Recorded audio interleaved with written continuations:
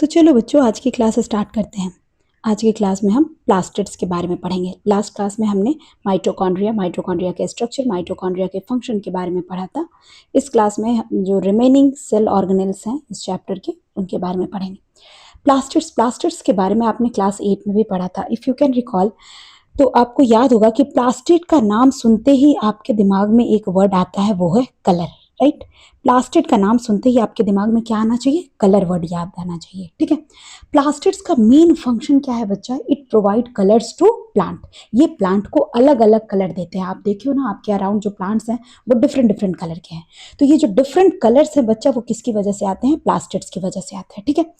तो आपके बुक में जो इनिशिएट किया गया है वो इस तरीके से इनिशिएट किया गया है कि प्लास्टिड्स क्या करता है? फूड सिंथेसिस में हेल्प करता है, ठीक है। तो फूड सिंथेसिस में प्लांट जो है अपना फूड कैसे प्रिपेयर करता है बच्चा? तो आप लोगों को पता है कि प्लांट अपना फूड जो है वो कैसे प्रिपेयर करता है? इन प्रेजेंस ऑफ सनलाइट और क्लोरोफिल वो अपना खाना बनाता है। आप अगर फोटोसिंथेसिस का रिएक्शन याद करोगे तो आपको याद आएगा कि CO2 और वाटर, है ना, कार्बन डाइऑक्साइड और वाटर के साथ साथ वो सनलाइट और क्लोरोफिल के प्रेजेंस में वो क्या करता है? कार्बोहाइड्रेट बनाता है, फूड बनाता है, राइट ना। अच्छा, अब नेक्स्ट क्या है कि ये क्या करा? फूड सिंथेसिस करा और साथ ही साथ स्टोरेज करा। मतलब कि वो कार्बोहाइड्रेट जो बना, जो फोटोसिंथेसिस के टाइम में जो सिंथेसाइज हुआ, वो स्टोरेज का काम भी कौन करेगा? प्लास्टिड्स करेगा, ठीक है। तो आपने ये वर्ड जो पढ़ा क्लोरोफिल, ये एक्चुअली क्या है? ये है ग्रीन पिगमेंट्स बच्चा, ठीक है। तो ये क्लोरोफिल पाया कहाँ जाता है? तो ये क्लोरोफिल क्लोरोप्लास्ट में पाया जाता है। तो क्लोरोप्लास्ट है क्या? तो अब हम क्लोरोप्लास्ट को थोड़ा डिटेल में पढ़ेंगे, ठीक है। क्लास 9 में आपने सिर्फ इतना ही पढ़ा था कि क्लोरोप्लास्ट था, क्लोरोप्लास्ट ग्रीन पिगमेंट दे रहा था। अब इसको थोड़ा डिटेल में पढ़ेंगे। तो क्लोरोप्लास्ट क्या है बच्चा? डबल मेम्ब्रेन स्ट्रक्चर है, ठीक है। 2 मेम्ब्रेन है, इनर मेम्ब्रेन, आउटर मेम्ब्रेन, ठीक है। पहला पॉइंट। दूसरा क्या है कि क्लोरोप्लास्ट में, मतलब जैसे कि सेल में प्लाज्मा होता है वैसे ही क्लोरोप्लास्ट में भी यहाँ देखोगे कि फ्लूइड प्रेजेंट है बच्चा। इस सेमी फ्लूइड को हम कहते हैं स्ट्रोमा, ठीक है। ये स्ट्रोमा का काम क्या है बच्चा? तो ये क्या करता है? लाइट रिएक्शन, फोटोसिंथेसिस कराता है, ठीक है। लाइट एनर्जी एब्जॉर्ब करता है और फोटोसिंथेसिस करवाएगा, ठीक है। अभी हम डिटेल में पढ़ेंगे, आप पहले बात को समझेंगे। तो इस स्ट्रोमा में बहुत सारे disc like structure, disc like मतलब ये डिस्क है ना, ये जो स्टैक बना हुआ है डिस्क लाइक स्ट्रक्चर का, तो ये जो डिस्क लाइक स्ट्रक्चर है इसी में क्लोरोफिल प्रेजेंट होता है। और क्लोरोफिल का काम क्या है बच्चा? तो क्लोरोफिल और सनलाइट, मतलब क्लोरोफिल सनलाइट को एब्जॉर्ब करेगा और फोटोसिंथेसिस करवाएगा। इस तरह से आप बात को समझ लीजिए, ठीक है। नेक्स्ट क्या है? तो सबसे पहला टाइप आपने क्या पढ़ा? क्लोरोप्लास्ट के बारे में, ठीक है। नेक्स्ट है कि माइटोकॉन्ड्रिया और प्लास्टिड्स को बैक्टीरिया के जैसा क्यों कहा गया? तो बैक्टीरिया क्या है बच्चा? याद करो, if you can recall, bacteria is a prokaryotic cell. याद आ रही है बात मेरी? तो प्रोकैरियोटिक सेल में हमने क्या पढ़ा कि सारे न्यूक्लियस लाइक मटेरियल प्रेजेंट होंगे, ऑर्गेनेल लाइक मटेरियल प्रेजेंट होंगे, लेकिन बाउंड्री नहीं होगा, ठीक है। तो और क्या है?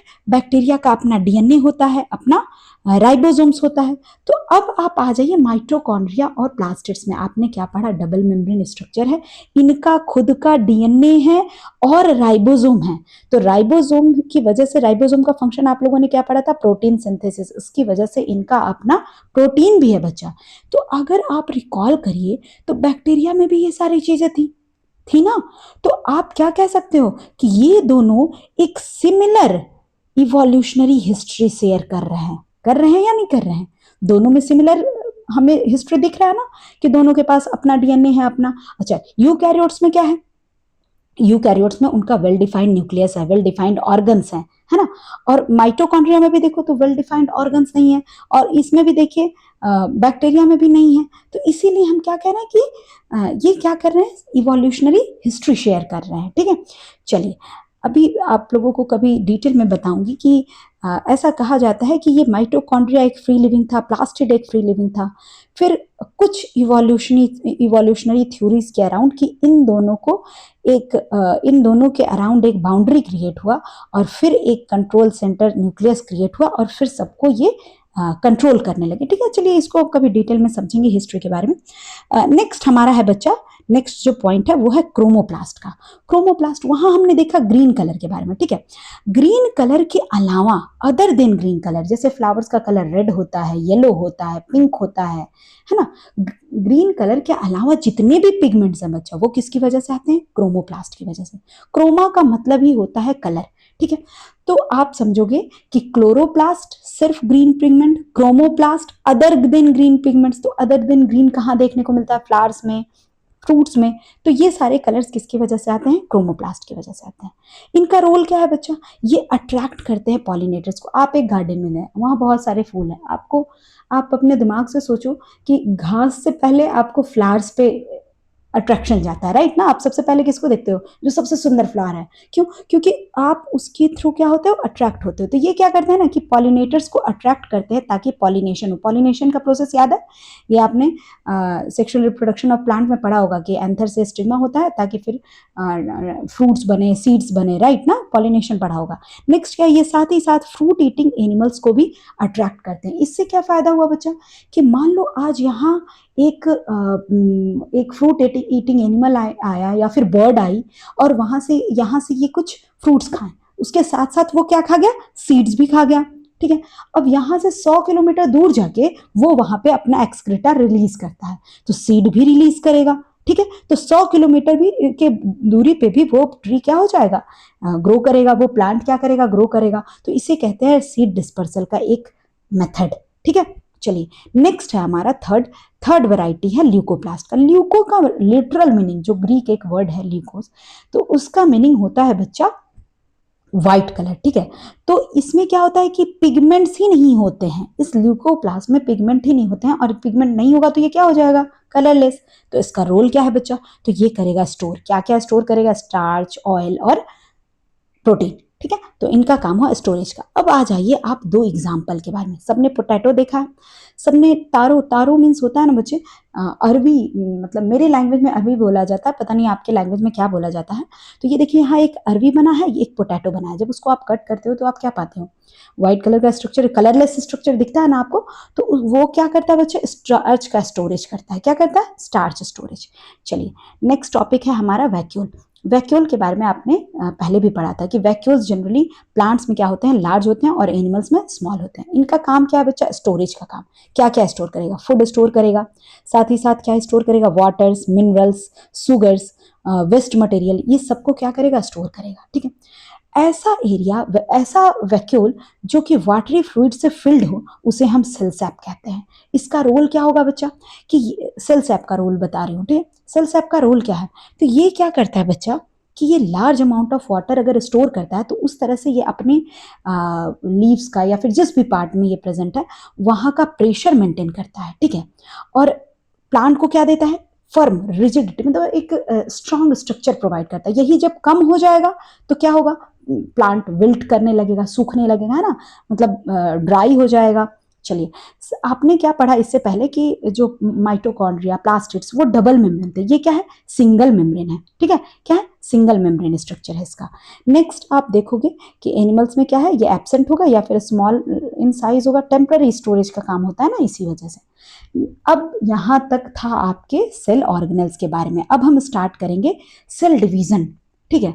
कि आपसे एक क्वेश्चन पूछा है कि क्या how do normal cell grow और डिवाइड, मतलब कि जो नॉर्मल सेल्स हैं वो कैसे बड़े होते हैं और कैसे डिवाइड करते हैं। डिवाइड मतलब अपना पॉपुलेशन बढ़ाना बच्चे, ठीक है, कैसे पॉपुलेशन बढ़ाते हैं।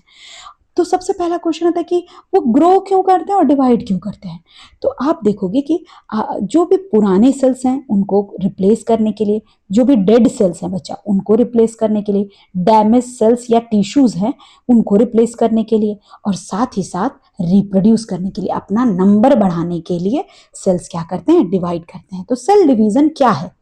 तो एक लाइन में समझेंगे कि cell divides to form a new cell, है ना। सेल अपने आप को डिवाइड कर रहा है ताकि वो न्यू सेल्स का फॉर्मेशन कर सके फ्रॉम प्री एग्जिस्टिंग सेल। इसका मतलब क्या हुआ? कि जो पहले से प्रेजेंट सेल है उससे वो डिवाइड होगा, राइट ना, उससे डिवाइड होगा, उसे कहेंगे प्री एग्जिस्टिंग सेल, ठीक है। जब सेल डिवाइड होता है बच्चे तो बहुत सारे स्टेजेस से गुजरता है, और उन डिफरेंट स्टेजेस में सेल का स्ट्रक्चर भी अलग अलग होता है, ठीक है, इसको आप ध्यान में रखेंगे। इन फ्यूचर हायर क्लासेस में आप पढ़ोगे कि क्या डिफरेंट टाइप्स ऑफ स्टेजेस हैं और उसके स्ट्रक्चर्स में क्या क्या डिफरेंसेस आते हैं। ठीक है, सेल क्या है बच्चा, उनका एक साइकिल होता है, जैसे हमारा लाइफ साइकिल है ना, वैसे उनका भी लाइफ साइकिल है। तो लाइफ साइकिल में होता क्या है, मैक्सिमम टाइम तो वो अपने आप को प्रिपेयर करते हैं सेल डिवीजन के लिए। ठीक है, फिर एक पीरियड आएगा जिसमें वो क्या करेंगे, अपने आप को डिवाइड करेंगे। यूकैरियोट्स में क्या होता है कि ये बहुत ही तरीके से कंट्रोल्ड और ऑर्डरली मैनर में, मतलब सीक्वेंसली चलता है। प्रोकैरियोट्स में ऐसा नहीं होता है, जहां फेवरेबल कंडीशन मिला वहां वो डिवाइड करना शुरू कर दें। ठीक है, ऐसे वो क्या रहेंगे, ऐसे वो अपने आप को सस्पेंड करके रखे रहेंगे एटमॉस्फेयर में, जैसे ही उनको फेवरेबल कंडीशन मिलेगा वो तुरंत डिवाइड करने लगेंगे। ऐसा है प्रोकैरियोट्स के साथ। यूकैरियोट्स आप समझ गए। इसके बाद आपको एक फैक्ट दिया हुआ है बच्चा, वो फैक्ट ये है कि एक दिन में आप जो है 100 बिलियंस ऑफ सेल को क्या करते हो, रिप्लेस करते हो, जो कि आपके टोटल नंबर ऑफ सेल का 1% है, जो कि आपके टोटल सेल का सिर्फ 1% है। लेकिन सिर्फ ना समझेंगे, आप ये सोचिए कि आप अपने शरीर का हर दिन 1% क्या करते हो, रिप्लेस कर रहे हो। That is a very big amount. ठीक है, चलिए अब इसके बाद नेक्स्ट है हमारा, डिटेल में समझना है सेल डिवीजन को। सेल डिवीजन बेसिकली दो टाइप के होते हैं बच्चा, एक होता है माइटोसिस और एक होता है म्यूसिस। चलिए एक डायग्राम के थ्रू पहले समझ लेते हैं, फिर और डिटेल में समझेंगे। माइटोसिस क्या है बच्चा, माइटोसिस एक ऐसा सेल डिवीजन का प्रोसेस है। पहले तो आप ये समझिए कि अगर आपसे मैं पूछूं कि आपके शरीर में टोटल नंबर ऑफ कितने क्रोमोसोम्स के पेयर है, पेयर नहीं, सिर्फ टोटल नंबर ऑफ क्रोमोसोम बताओ पहले, तो आंसर आएगा आपका 46। इसको याद रखना कि आपके शरीर में टोटल नंबर ऑफ क्रोमोसोम कितने हैं बच्चे, 46 क्रोमोसोम है। ठीक है, तो ये एक ऐसा सेल डिवीजन का प्रोसेस है माइटोसिस, जिसमें जितना, मान लो ये सेल डिवाइड करने वाला है, ठीक है, इसके पास 46 क्रोमोसोम है। जब ये डिवाइड हुआ तो ये डॉटर सेल बनाया, इन दोनों डॉटर सेल के पास कितना कितना क्रोमोसोम होगा बच्चे, 46 46। पहला डिफरेंस समझ गए, सेम नंबर ऑफ क्रोमोसोम आएगा डॉटर सेल में। ठीक है, दूसरा डिफरेंस समझो, ये जब डिवाइड हुआ बच्चा तो सिर्फ दो डॉटर सेल बना, 1 2। ठीक है, दो हुआ। तीसरा समझो कि ये कहाँ होगा ऐसे डिवीजन। अच्छा, पहले आप ये समझो कि सेल डिवीजन कहाँ कहाँ हो रहा है। तो सबसे पहले आपने पढ़ा क्या कि जहां सेल डैमेज हुए हैं, जहां डेड सेल है वहां होंगे। तो और दूसरा क्या आपने पढ़ा कि सेल जो हैं क्या करते हैं, रिप्रोडक्शन में भी हेल्प करते हैं। ठीक है, एक आप ये वाला कंसेप्ट समझ गए। चलो अब दूसरा कंसेप्ट समझते हैं, फिर उसके बाद आपको और डिटेल में समझाएंगे। नेक्स्ट है म्यूसिस के बारे में। म्यूसिस एक ऐसा डिवीजन है बच्चा कि जिसमें अगर इस सेल के पास 46 नंबर ऑफ क्रोमोसोम है, तो इसमें जो ये जो डॉटर सेल नीचे 4 बने हुए हैं, इनके पास कितना क्रोमोसोम आएगा, 23, जो कि क्या हुआ, जस्ट हाफ है। तो आपने यहां क्या देखा कि यहां पेरेंट सेल के half number of chromosome transfer हो रहे हैं डॉटर सेल में, राइट। और यहां देखो सेल कितने बने, 1 2 3 और 4, वहां कितने थे, 2, राइट ना। अब ये होगा कहां बच्चे, तो थोड़ा इसको समझ लेते हैं, फिर हम आगे नोट्स को थोड़ा डिटेल रिव्यू देंगे। ठीक, तो आप ऐसे समझो बच्चे कि अगर आपने बचपन से ही आपने सुना होगा और अभी भी सुनते आ रहे हो कि आपके कुछ कैरेक्टर्स, कुछ जीन आपके मदर से मिलते हैं, कुछ जीन आपके फादर से मिलते हैं, राइट, मिलते हैं। तो अब आप ये समझो कि अगर मदर के पास 46 क्रोमोसोम है, ठीक है, फादर के पास 46 क्रोमोसोम है, वो दोनों मिला के तुम्हारे पास तो 92 हो जाना चाहिए था, लेकिन तुम्हारे पास भी कितना है, 46 क्रोमोसोम है, राइट ना। तभी तो हम उनके जैसे दिख रहे हैं। अगर उनके जैसे अगर उतना नंबर नहीं होगा, अगर बढ़ता जाएगा तो सोचो कितना ज्यादा डिफरेंसेस आएगा। तो होता क्या है बच्चे कि जो आपने क्लास 8 में सेक्सुअल रिप्रोडक्शन पढ़ा था ना ह्यूमन का, तो यही है बच्चा कि यहाँ क्या होता है कि जो फादर से आया वो 23 आया, जो मदर से आया वो भी 23 आया, तो मिला के आपके पास कितना आ गया, 46 नंबर आ गया। बात समझ गए। चलिए अब इसको थोड़ा डिटेल में देखते हैं नोट्स के थ्रू। ठीक है, तो पहला क्या है बच्चा, हमने पहला पढ़ा कि ये क्या होंगे, सेम एज पेरेंट सेल, मतलब अगर पेरेंट के पास 46 है तो डॉटर के पास भी 46 होगा। दूसरा हमने पढ़ा कि ये क्या होंगे, ये प्रोड्यूस करेंगे दो सेल। सबसे सीधी सी बात कि दो डॉटर सेल प्रोड्यूस कर रहे थे, जो कि जेनेटिकली आइडेंटिकल होंगे अपने पेरेंट सेल के, मतलब कि वही 46 क्रोमोसोम पेरेंट में है, डॉटर सेल में भी 46 आ गया है, तो जेनेटिकली क्या हो गए, आइडेंटिकल हो गए। इसके साथ साथ हमने क्या पढ़ा कि इनके पास सेम नंबर ऑफ डीएनए और क्रोमोसोम ट्रांसफर होते हैं। अलग अलग लैंग्वेज है बच्चा, मीनिंग सिमिलर ही है, लैंग्वेज अलग अलग है, आप उसको समझेंगे, ठीक है। तो इसका काम क्या है बच्चा, ये क्या कर रहा है कि जेनेटिक इंफॉर्मेशन को स्टोर कर रहा है। अब ऐसे समझिए बच्चा कि अगर आपका कोई सेल डैमेज हो गया है तो उसको आप रिपेयर करते हो, उसमें कुछ ग्रोथ होता है ना।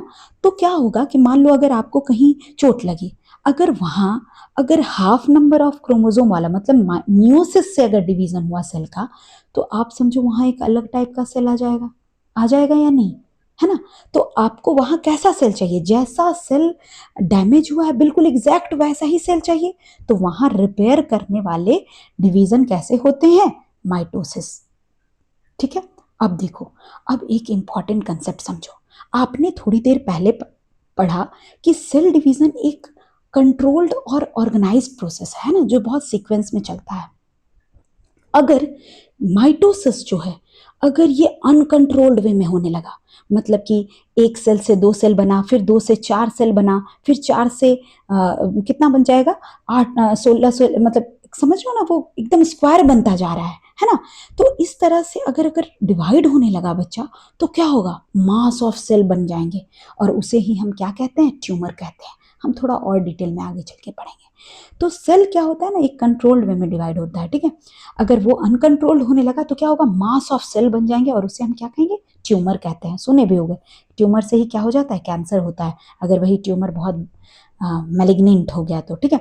चलिए, अब इसके बाद क्या है बच्चा, म्यूसिस। म्यूसिस क्या है बच्चा, ये पेरेंट सेल के जैसे नहीं होते, मतलब इसमें कुछ वेरिएशंस भी आते हैं। आपने उसमें क्या पढ़ा, वो एकदम जेनेटिकली आइडेंटिकल है, लेकिन ये जेनेटिकली आइडेंटिकल नहीं होते हैं।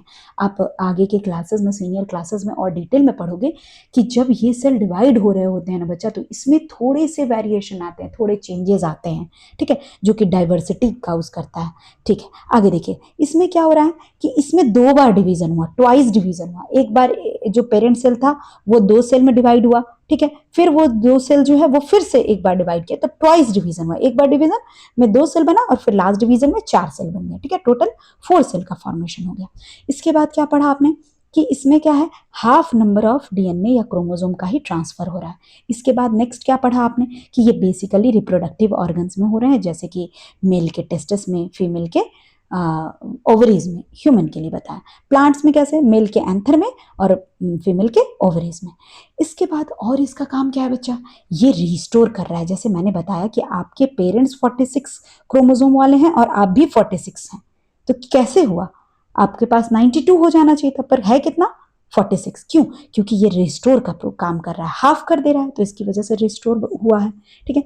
अच्छा, इसमें क्या होगा, अगर आप में ऐसा ना हो, अगर हाफ ना आए, हाफ से ज़्यादा या कम आ जाए, तो डिजीज हो जाते हैं बच्चा, डिसऑर्डर्स हो जाते हैं, जैसे हम जेनेटिक डिसऑर्डर्स, या फिर डेवलपमेंटल प्रॉब्लम्स आ सकते हैं, फिजिकल प्रॉब्लम्स आ सकते हैं, ठीक है। साथ ही साथ अर्ली प्रेगनेंसी लॉस या फिर रिड्यूस्ड फर्टिलिटी के भी इश्यूज बन सकते हैं, ठीक है। ये हो गया आपके डिफरेंट क्या बोल देंगे, साइड इफेक्ट्स, ठीक है, कि अगर अच्छे से नहीं हुआ तो क्या दिक्कत होंगे, ठीक है। इसका एक लाइन हमने डिस्कस नहीं किया कि ये बेसिकली इसका इंपॉर्टेंट रोल कहाँ है, कि ये जेनेटिक डाइवर्सिटी को मेंटेन करके रखा है। डाइवर्सिटी मतलब बच्चा अलग अलग, है ना, हम जो अलग अलग दिख रहे हैं, अलग अलग जो हमारे अंदर डिफ्रेंसिएशन आता है, बिल्कुल हम अपने पेरेंट की तरह एग्जैक्ट तो नहीं ना दिखते हैं। इसके पीछे का रीजन क्या है, यही मियोसिस, जो जेनेटिक डाइवर्सिटीज है ना, जो हमारे अंदर थोड़े थोड़े चेंजेस हैं। अब हम बच्चा एक लास्ट टॉपिक हमारा बच्चा है सेल थ्योरी का, उसके बारे में पढ़ेंगे।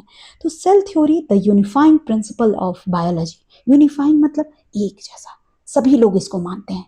तो 1838 में क्या हुआ बच्चा, दो साइंटिस्ट आए, मैथियस सिडन और थियोडर स्वान।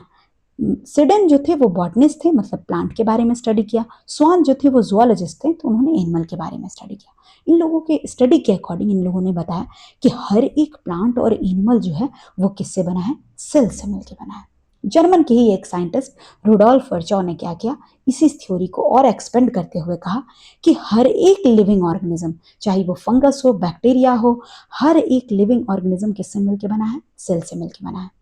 और जैसा आप लोगों ने क्लास 8 में पढ़ा था कि सेल क्या है, एक basic structural and functional unit है सभी लिविंग ऑर्गेनिज्म का, ठीक है। इसके बारे में बहुत समझाने की जरूरत नहीं है, ये आपने पूरे चैप्टर ही था आपका पूरा, तो ये आपको कंसेप्ट क्लियर है।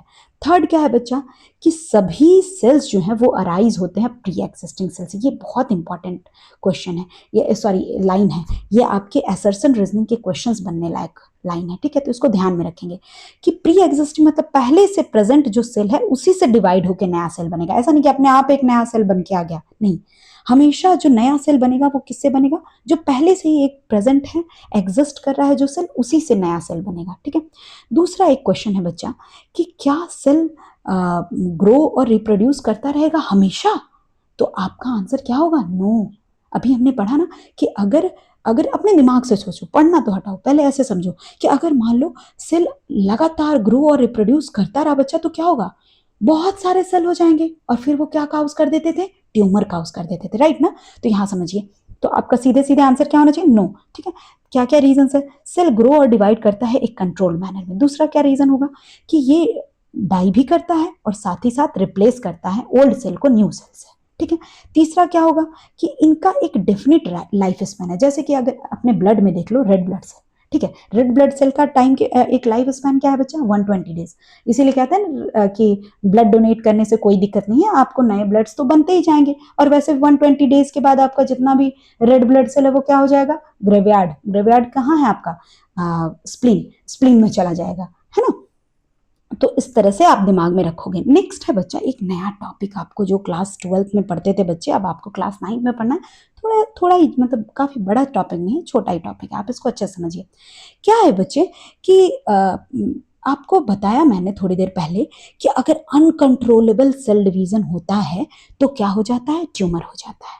तो सेल अपने आप में समझता कैसे है कि अब उसको अपना सेल डिवीजन स्टॉप करना है, तो जब एक सेल अपने नेबरिंग सेल के मतलब अपने बगल वाले सेल के कांटेक्ट में आता है, तब वो एक केमिकल रिलीज करता है और उसका सेल डिवीजन प्रोसेस क्या हो जाता है, स्टॉप हो जाता है। ये बेसिकली किस में होता है बच्चा, एनिमल्स में। प्लांट्स में ऐसा कोई प्रोसेस देखने को नहीं मिलता है, ठीक है।